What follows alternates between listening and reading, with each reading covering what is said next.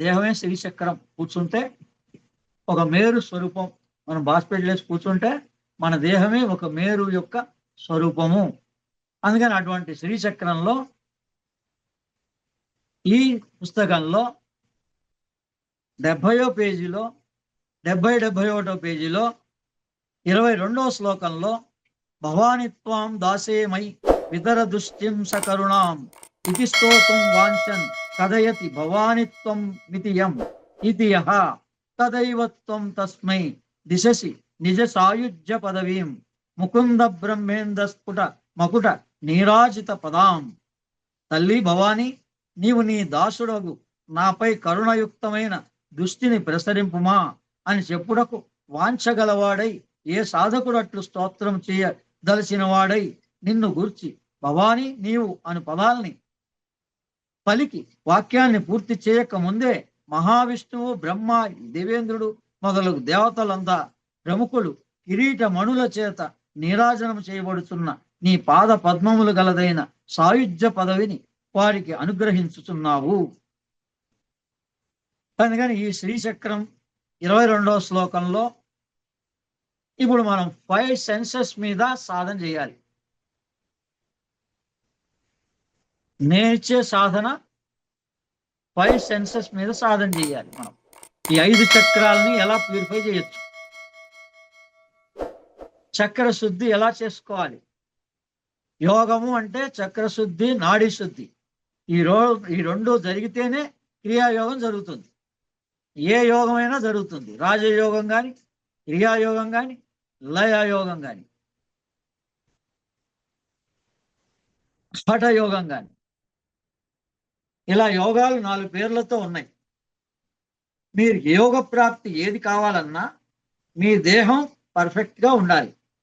అలా ఉండాలంటే ఈ 5 చక్రాలు శుద్ధి అవ్వాలి. ఈ 5 చక్రాలు ఎలా శుద్ధి అవ్వాలో ఈ శ్రీచక్రంలో చూపించారు. 6 చక్రాల యొక్క కలయికే సహస్రారం. సహస్రారంలో ఒక్కొక్క చక్రం 20 రెట్లు ఎక్కువగా పనిచేస్తుంది. సహస్రారమే శ్రీచక్రం. దీని ధ్యానం వలన శరీరంలోని అన్ని వ్యవస్థలు, మెదడులోని అన్ని కేంద్రాలు శక్తివంతం అవుతాయి. మన శరీరంలోని ప్రతి కణానికి సంబంధించి అయిన కేంద్రం మెదడులో కలదు. మనకు కావలసిన జ్ఞానేంద్రియం కానీ, కర్మేంద్రియం కానీ ధ్యానించిన మెదడులో వీటికి సంబంధించిన కేంద్రం ఉత్తేజితం అవుతుంది. ఇటువంటి శ్రీచక్రాన్ని ఉంచుకోవాలా, ఎక్కడ ఉంచుకోవాలి అని నేను అడిగాను. అసలు శ్రీచక్రం అంటే ఏంటో మీకు తెలిస్తే మీకు ఆ ప్రశ్నే మీలో ఉదయించదు. అందుకని దానికి కారణం ఏంటి? అజ్ఞానమే. మొదట గురువుని అడిగి ఒక దీక్షగా ఒక సాధన చేస్తూ పోతే మీకు అటువంటి ప్రశ్నలు రావు. మీ సహస్రారమే శ్రీచక్రం. ఇప్పుడు దీన్ని ఉంచుకోవాలా, ఎక్కడ ఉంచుకోవాలి, ఎలా చేయాలి? అప్పుడు మీరే ఆలోచించుకోవాలి. అందుకని ఇప్పుడు ఈ సాధన ద్వారా మన శరీరంలోని పంచేంద్రియాల పైన కొంత కంట్రోల్ సాధించవచ్చు. ఈ 5 చక్రాలని కూడా కొంతవరకు ప్యూరిఫై చేసుకోవచ్చు.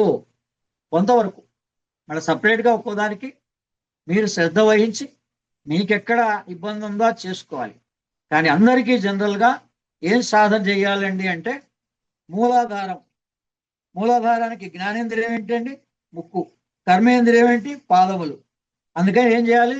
ముక్కుపై ధ్యానించచ్చు కొన్ని మంచి వాసనలు, కొన్ని చెడు వాసనలు 45 నిమిషాలు తక్కువ కాకుండా కొంతకాలం చేయండి. రాబోయే గణపతి నవరాత్రులు ఏం సూచిస్తోంది? తొండను సూచిస్తోంది. గణపతి అంటే దాని అర్థమే ఇది, దాని సాధనే ఇది. అందుకని ఈ క్షణం నుంచే ఆరంభం చేసి ఈ గాయత్రి మంత్రాన్ని మీ ఇష్టం వచ్చినన్ని సార్లు మానసికంగా చేసుకుంటూ ఈ 5 చక్రాలని ఎలా ప్యూరిఫై చేసుకోవాలి? మొట్టమొదటి మూలాధార చక్రం. ఆ చక్రానికి లం బీజం.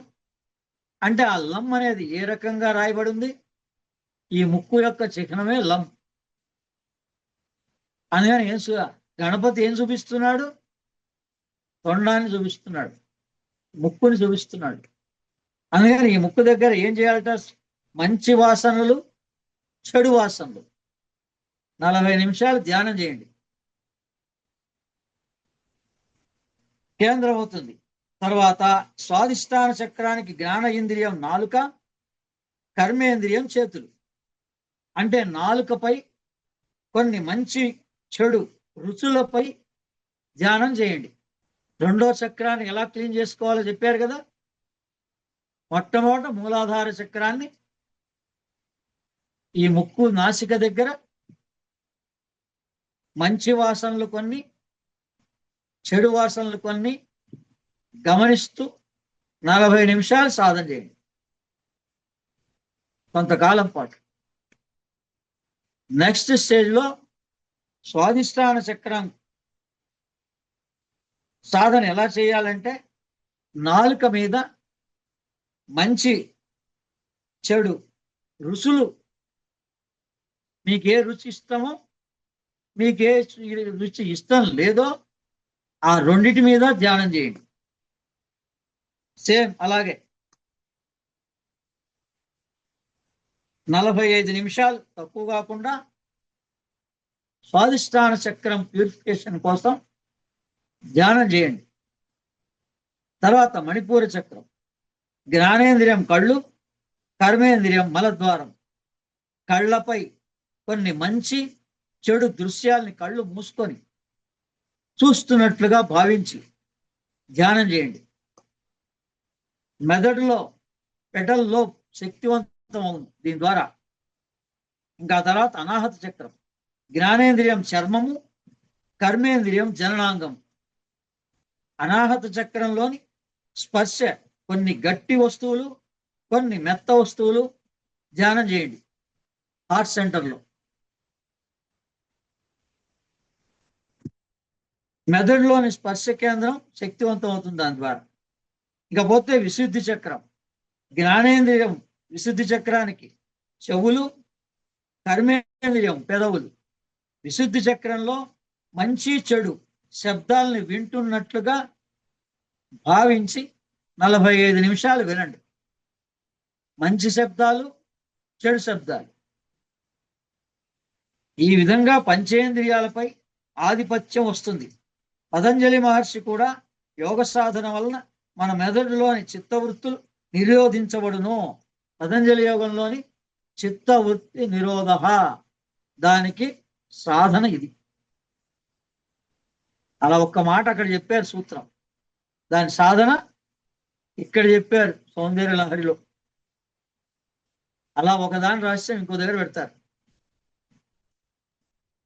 అందుకని మూలాధారంలో అహంకారము, స్వాదిష్టానంలో విరుద్ధ భావాలు, మణిపురంలో బుద్ధి, అనాహతంలో మనస్సు, విశుద్ధంలో పరిపూర్ణ ఆత్మతత్వం ఉంటుంది.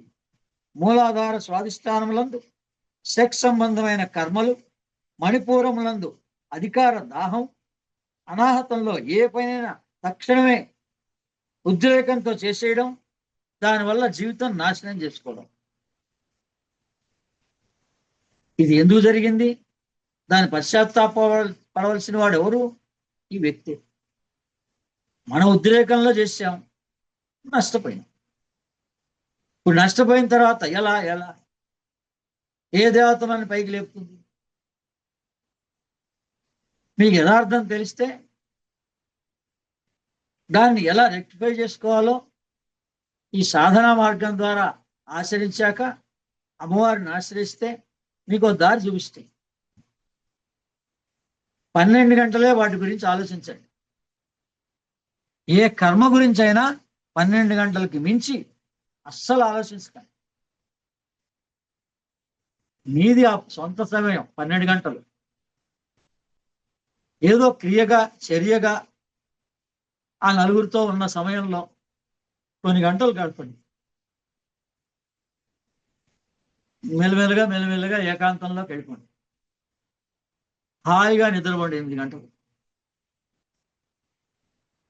ఎవరైతే అలా 2 గంటలు ఇస్తారో, before going to bed, after going to bed, పూర్తి నిద్ర రాత్రి అంతా ఏమైపోయింది వాడికి? 12 గంటలు అయింది.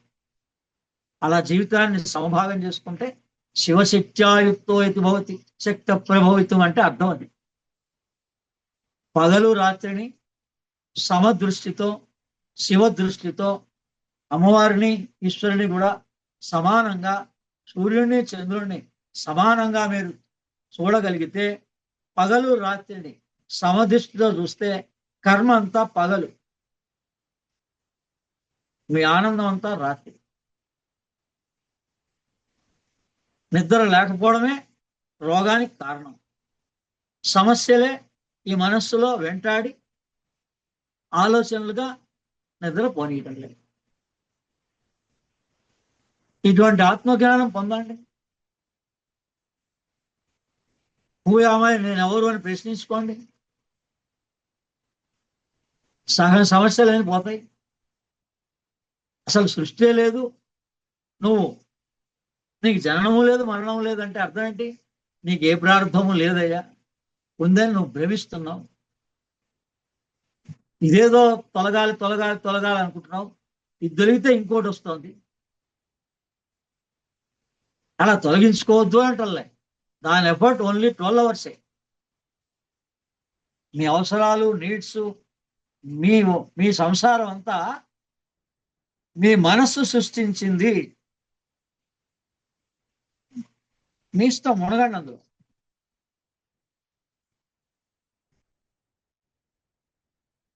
నేను ఎప్పుడో 12 గంటలు దాటి 16 గంటలు 20 గంటల వరకు కూడా వెళ్ళిపోయాను. అందుకని నాకున్న సంసారం 4 గంటలు.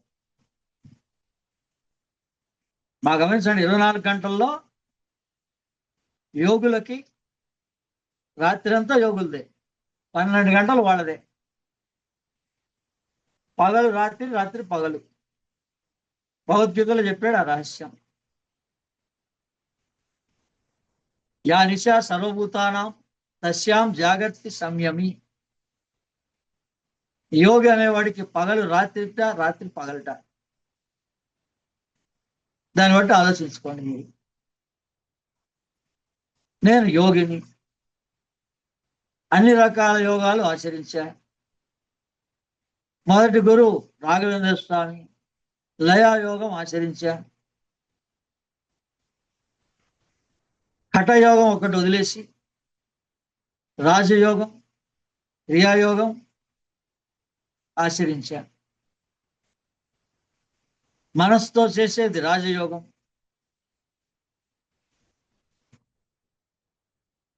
శ్రీ విద్యాపరమైన క్రియాయోగం. మనం చేయవలసినంత పూర్తి అయిపోయింది. పై వాళ్ళకి ఏదో సహాయంగా నేను ఉంటే చాలంతే. వాళ్ళ జ్ఞానాన్ని లోకానికి అందిస్తే చాలు.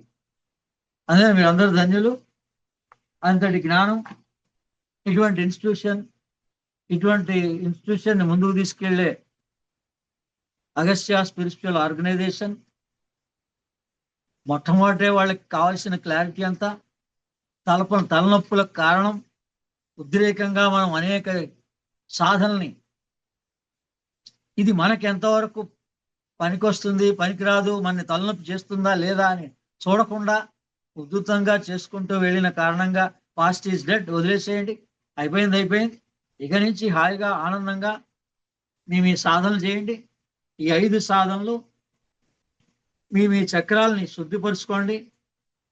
ఇంద్రియ నిగ్రహాలని అప్పుడు పాటించవచ్చు. మీ ఇంద్రియాలు మీ కంట్రోల్లో ఉంటాయి. ఈ చక్రాలు శుద్ధి అయితే మీ ఇంద్రియాలు మీ కంట్రోల్లో ఉంటాయి. ఈ విధంగా అందరికీ భగవాన్ రమణుల యొక్క అనుగ్రహం, గాయత్రి మాత యొక్క అనుగ్రహం, వ్యాసుల వారి యొక్క అనుగ్రహంతో ఈ గాయత్రి మంత్రాన్ని మీరందరూ ఇంకా ప్రతివాడికి 10 మందికి 100 మందికి మీరు చెప్పాలి అనుకోగలిగితే మీకు అది సహకరిస్తుంది. మీ చేతిలో వచ్చిందని పతంజలి అంటే మీరు 10 మందికి 100 మందికి దీన్ని అందించే ప్రయత్నం చేయగలిగితే మన సంస్థ ముందుకెళ్తుంది.